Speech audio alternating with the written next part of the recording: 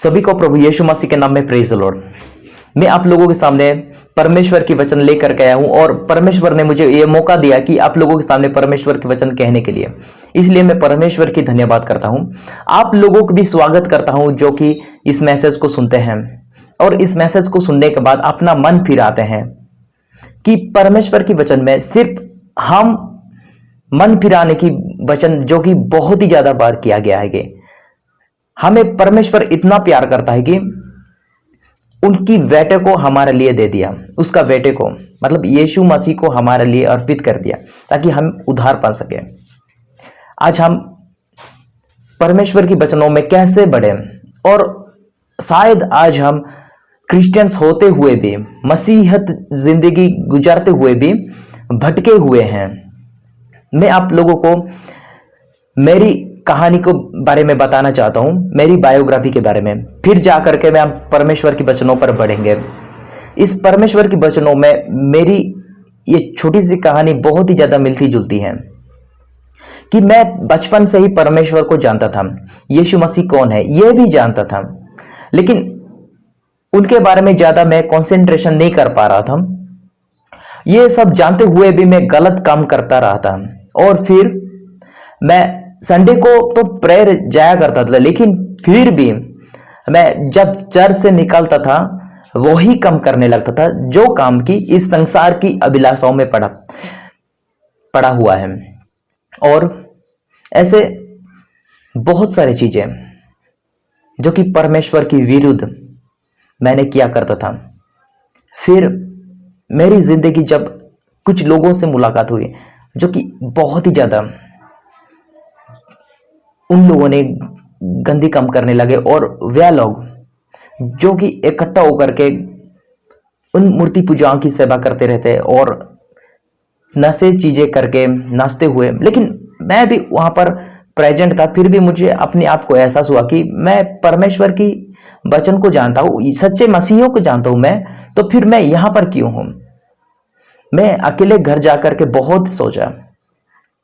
फिर मैंने हमेशा परमेश्वर की ओर प्रार्थना करने लगा कि मेरी हर गलतियों को माफ करो।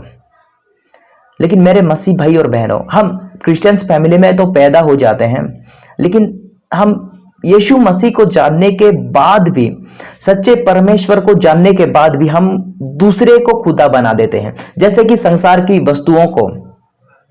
इसका मतलब अपना जो कि खुदा है उसको बदल लेते हैं। सही तरीके से कहा जाए तो हम परमेश्वर को ध्यान नहीं देते, हम सच्चे परमेश्वर को जानते हुए भी हम ध्यान नहीं देते। मैं बहुत गलत इंसान था और शायद आज भी हूं। मैं भी कोशिश करता हूं कि परमेश्वर के वचन में और आगे बढ़ता जाऊं। कोशिश करता हूं कि मैं दूसरे से और नया नया मैसेज में अपनी आत्मिक जीवन के लिए सुनता रहूं और हर रोज परमेश्वर के वचन में चलने की कोशिश करता हूं। फिर भी कभी कभी शैतान की जो परीक्षा होती है मेरे लिए, कभी कभी टूट जाता हूं। फिर मैं फिर से खड़ा होने की कोशिश करता हूं, फिर भी मुझे परमेश्वर नहीं छोड़ता। अब आप लोगों के लिए भी मैं बता रहा हूं कि बहुत सारे ऐसे लोग हैं जो कि सच्चे क्रिश्चियंस भी कहते हैं और दूसरों को कहते भी मैं संडे को प्रेयर जाता हूं, लेकिन जब चर्च खत्म होने के बाद अब वही कम करने लगते हैं जो कि पहले किया करते थे।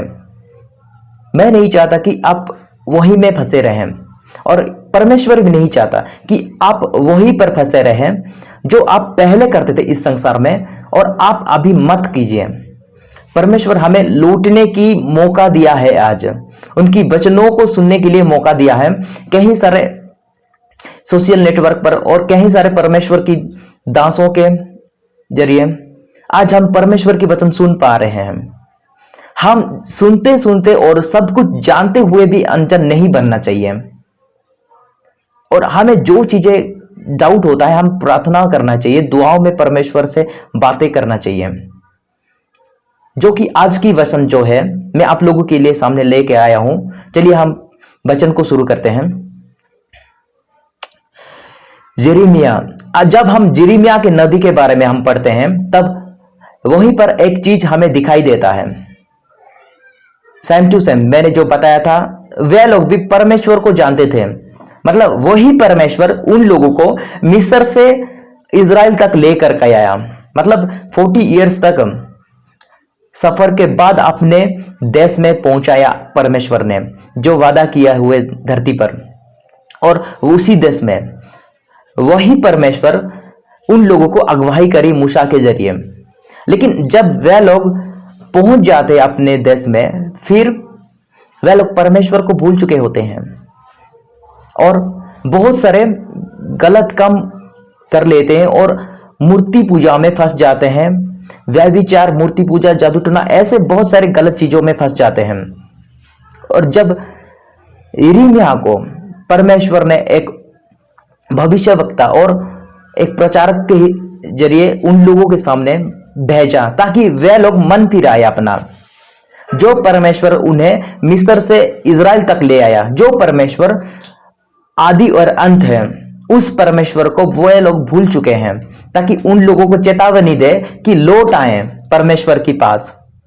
हम परमेश्वर के वचन में पढ़ते हैं, यिर्मयाह 2 उसका 11 आयत में लिखा गया है, क्या किसी राष्ट्र ने अपने देवता ही बदल दिए, फिर चाहे वे झूठे ही क्यों ना हो, परंतु मेरे निज लोग ने अपने महिमामय परमेश्वर को निरर्थक मूर्तियों से बदल लिया।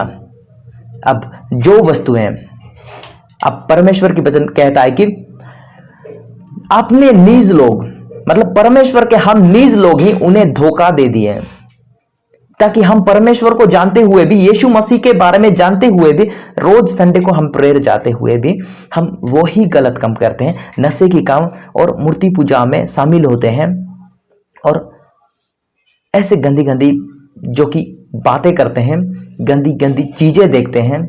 शरीर की अभिलाषाएं पूरा करने के लिए हम कुछ भी कर लेते हैं। मतलब ये सब जो है अपना परमेश्वर ही बदल देना, जो कि शैतान को बाप बनाना। तो आप खुद समझ लीजिए कि मैं भी क्रिश्चियंस हूं और आप लोग भी बहुत सारे देखते हुए भी जो है क्रिश्चियंस होंगे, लेकिन सब लोग जानते हैं कि यीशु मसीह के बारे में। आज हम उनके प्रेम से अब दूर हो चुके हैं, मतलब अपना खुदा बदल चुके हैं।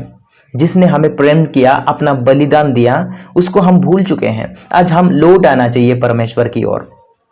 परमेश्वर की वचन कहता है कि अपने निज लोग मुझे बदल दिए।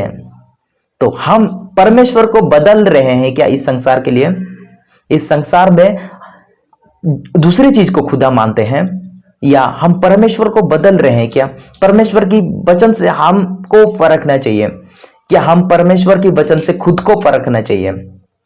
लिखा गया है यिर्मयाह 2 उसका 22 आयत में देखते हैं, चाहे तू क्षार से स्वयं को धोए, साबुन से मलमल कर नहाए, तो भी तेरे कुकर्म का दाग मेरी आंखों के सामने है। स्वामी प्रभु की यही वाणी है। चाहे हम कितनी बार नहाए, फिर भी हम गंदगी हैं, पापों में फंस चुके हैं। सच्चाई को जानने के बाद भी हम दूर हो चुके हैं परमेश्वर से। हम सिर्फ नाम के लिए क्रिश्चियन फैमिली में पैदा हो गए और शायद कहीं हिंदू या मुस्लिम कन्वर्ट हो गए अपने क्रिश्चियंस में, लेकिन सच्चे मसीह को जानने के बाद भी वे लोग भी शायद फंस चुके होंगे इस संसार की अभिलाषाओं में। तो फिर आज परमेश्वर की वचन कहता है लौट आइए। आप कितनी दूर भाग सकते हैं परमेश्वर के आत्माओं से? दाऊद कहता है कि साम चैप्टर 139 वर्स में कहता है कि मैं तेरे आत्मा से कहां जाऊं, आकाश में तू है और जो कि धरती पर भी तू है और कहीं पर भी तू है, मैं तेरे आत्मा से भागकर कहां जाऊं। अब परमेश्वर की आत्मा से भागकर कहां जाएंगे? आप खुद सोच लीजिए कि आज आप सच्चाई को जानने के बाद भी ठुकरा रहे हैं। इस सच्चाई को दूसरे को सुनने के लिए वक्त नहीं मिलता और ऐसे लोगों में ऐसी चीजों, ऐसे गांव में फंसे हुए लोग जहां पर परमेश्वर के वचन सुनाने के लिए इजाजत नहीं मिलती, और आज आप सच्चाई को जानने के बाद दूर भाग रहे हैं। जब इजरायली लोग किए थे, जब सच्चे परमेश्वर को ठुकरा करके वे लोग दूसरे को परमेश्वर बना लिए, जो कि मूर्ति पूजा, जादू टोना वगैरह, दूसरे को लूट मार करना, व्यभिचार में फंसे हुए, तो इस संसार में की अभिलाषाओं में फंसे हुए थे। आज हम भी वैसा करते जा रहे हैं। तो आज हमें परमेश्वर की ओर लौट आना चाहिए। हम जितनी बार नहाए साबुन को घिस घिस करके, और आज मेडिकल में जो कुछ एक क्रीम वगैरह निकली हुई है, आप 2 दिन लगाएंगे तो फिर आपका चेहरा जो है फेयरनेस लगेगा। अब जिस दिन छोड़ देंगे मतलब उसी दिन से आप वही शक्ल मिलेगी जो शक्ल की आपको पहले थी, जो परमेश्वर ने बनाया था। ऐसे इन चीजों से अगर आप तो समझ गए होंगे मेडिकल्स की जो क्रीम के बारे में, आज हम भी वैसे हैं। हम जितनी बार साबुन लगाए, जब हम नहाते हैं ना, जितनी बार साबुन लगाए तब भी हमारा गुनाह परमेश्वर के सामने दिखाई दे रहा है। हमें परमेश्वर की ओर लौट आना चाहिए। परमेश्वर की वचन यिर्मयाह में और क्या कहता है देखते हैं। यिर्मयाह 2 उसका 36 आयत में, तू कितनी सरलता से अपना आचरण बदल लेती है, जैसे गिरगिट रंग बदलता है, पर जैसे असीरिया ने तेरी लज्जा लूटी थी वैसे ही मिस्र भी तुझे अपमानित करेगा। इजराइल लोगों को यह वचन प्रकट की थी कि यिर्मयाह के जरिए कितनी आसानी से अपनी जो कि राहें बदल लेते हैं इंसान। आज सच्चाई को जानने के बाद भी हम लोग कितनी आसानी से परमेश्वर को भूल जाते हैं। किसी ने पार्टी की फोन कर दिया तो हम तुरंत भाग जाते हैं। किसी ने पैसे की बात कर दी, आज पैसे वहां मिलना चाहिए, हम चर्च से निकाल के भाग जाते हैं। कितनी जल्दी हम बदल जाते हैं। इसलिए तो परमेश्वर की वचन कहता है यिर्मयाह में कि मनुष्य के हृदय छल और कपट से भरा हुआ है। आज हमें उस चीज को निकाल के फेंकना चाहिए, परमेश्वर की ओर लौट आना चाहिए। क्या आप इस बात को महसूस करते हैं कि परमेश्वर आपके लिए इंतजार कर रहा है? हाँ मेरे मसीह भाई और बहनों, आज भी यीशु मसीह हमारे लिए इंतजार कर रहा है कि मेरा बेटा मेरे पास कब लौटेगा और मेरा बेटा मेरे पास कब रहेगा। यीशु मसीह इंतजार कर रहा है। खून एक कीमती चीज है।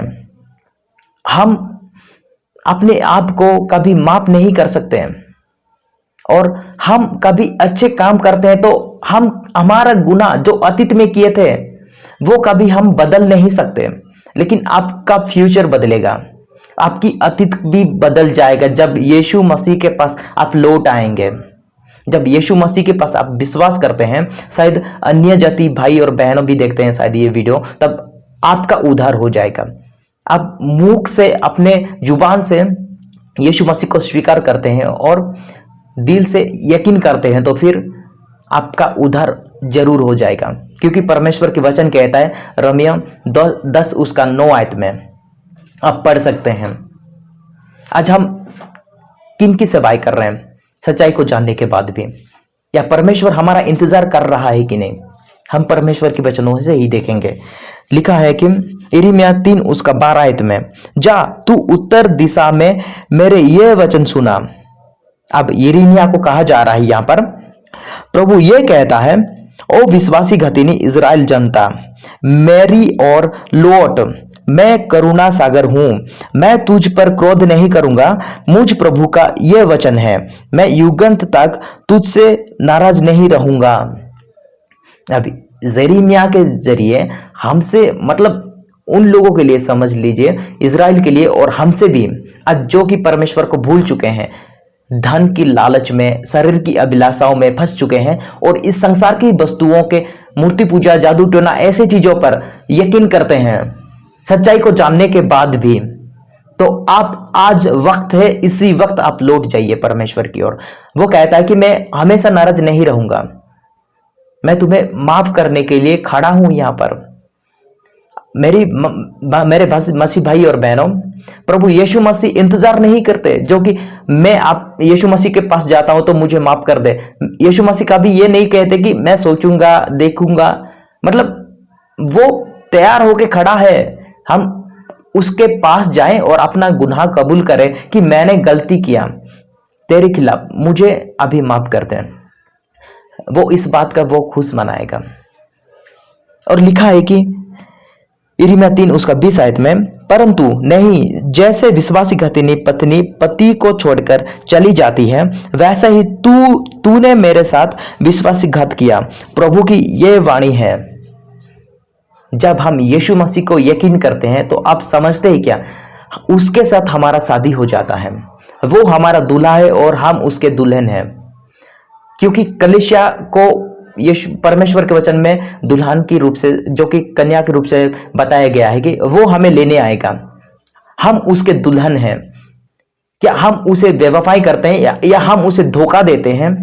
वैसा ही जो कि हम विश्वासी गति नहीं है। आज हम यीशु मसीह को धोखा दिए हैं। सच्चाई को जानने के बाद हम गलत राह पर चलते हैं। आज हमें लौटना चाहिए। परमेश्वर इंतजार कर रहा है। वो हमें इंतजार इसलिए कर रहा है कि परमेश्वर की वचन लिखा गया है कि अगर पापी मर जाता है तो उस परमेश्वर कभी भी संतुष्ट नहीं होते। अगर पापी उस गलत राह से मन फिराकर परमेश्वर के पास आता है, लौटता है, तो फिर इसके लिए परमेश्वर संतुष्ट करते हैं और इस वजह से परमेश्वर खुश होते हैं। तो इस संसार में मत फंसे रहिए। सच्चाई को जानने के बाद भी आप दूसरे को परमेश्वर खुदा मत मानिए। आप लौट आइए परमेश्वर की ओर। परमेश्वर की वचन कहता है, आज हमने यीशु मसीह को कबूल कर लिया, यीशु मसीह के नाम पर और जो कि पिता पुत्र पवित्र आत्मा के नाम पर बपतिस्मा ले लिया, तब हम बपतिस्मा लेने के बाद वही फिर कीचड़ और गंदगी राह पर चलते हैं। लेकिन ये सच्चाई हमें जानते हुए भी कि यीशु मसीह एक पवित्र है, वो देह धारण करके हमारे लिए अपना प्राण गवाया।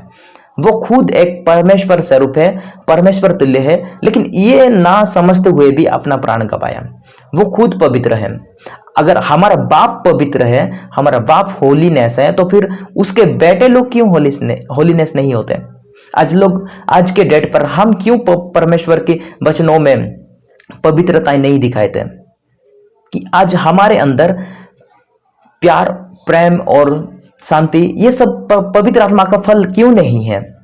हम तो परमेश्वर से यकीन करते हैं कि उसका बेटा हमारे लिए कुर्बान हुआ, और वही गंदगी और वही कीचड़ में जाते हैं, उस गुनाहों में फंसते हैं। तो फिर आज वक्त है, आप लौट आइए। आज हमें परमेश्वर की बुलाहट को सुनना चाहिए। तो आज हम अपना मन फिराएं और परमेश्वर के पास लौट आएं। इन वचनों से आपको अगर कुछ सीखने को मिला है, अगर आप भी इन गलत चीजों से फंसे हुए हैं, तो फिर आप जरूर बाहर निकलिए। मैं आप लोगों के लिए भी प्रार्थना करूंगा और आप मेरे लिए भी दुआ करें कि मैं और भी प्रभु की गहराई में जान सकूं और आप लोगों के लिए सामने परमेश्वर के वचन ला सकूं और परमेश्वर की अगुवाई से नई नई टॉपिक आप लोगों के सामने आत्मिक जीवन में बढ़ने के लिए ला सकूं। इसलिए मेरे लिए भी दुआ कीजिए। इस वचन से हम सभी को प्रभु यीशु मसीह आने तक अभिषेक करें। आमीन।